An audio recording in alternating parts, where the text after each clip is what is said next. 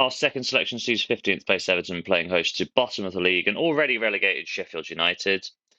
Everton took a lead in their last game thanks to a rather unnecessary penalty from Luton's perspective, before conceding an equaliser just 7 minutes later, with that game finishing 1 goal apiece. Despite dropping the lead in that game, Everton are still unbeaten in their last 4, winning 3 of these matches, a run that has really seen the Toffees mathematically secure survival in the Premier League, despite their points deduction. They play a relegated Sheffield United side who once again disappointed in their most recent game.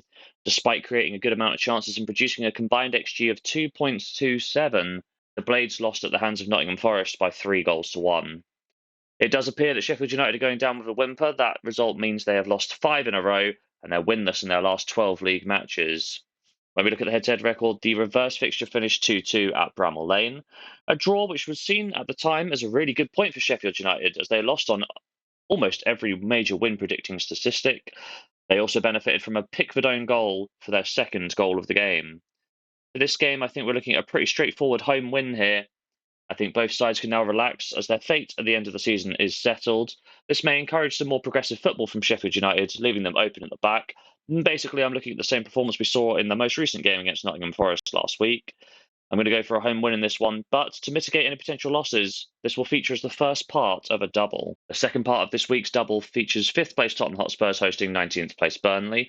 And Spurs, well, they simply can't defend. They allowed 4 goals in their most recent game against Liverpool, and they even made a lacklustre Mo Salah look good once again.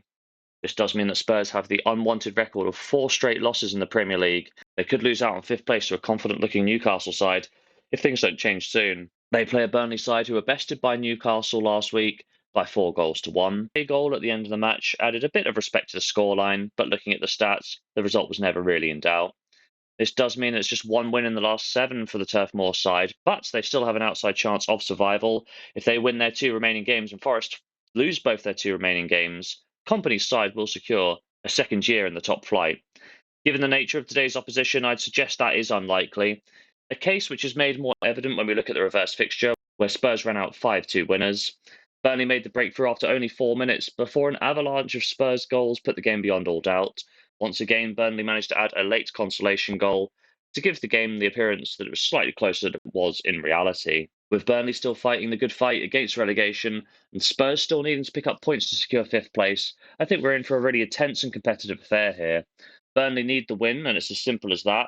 Burnley really need the win, it is as simple as that. And Spurs are very good on the counter, so whether it's through progressive play or on the breakaway, I think Spurs will put a few goals past the visitors here today. Considering Spurs' lacklustre form, however, I don't want to back them outright on their own. So I'm going to be combining them with the Everton pick earlier and making it a half-stake double, Everton to win and Spurs to win in the 3 p.m. kickoffs on Saturday.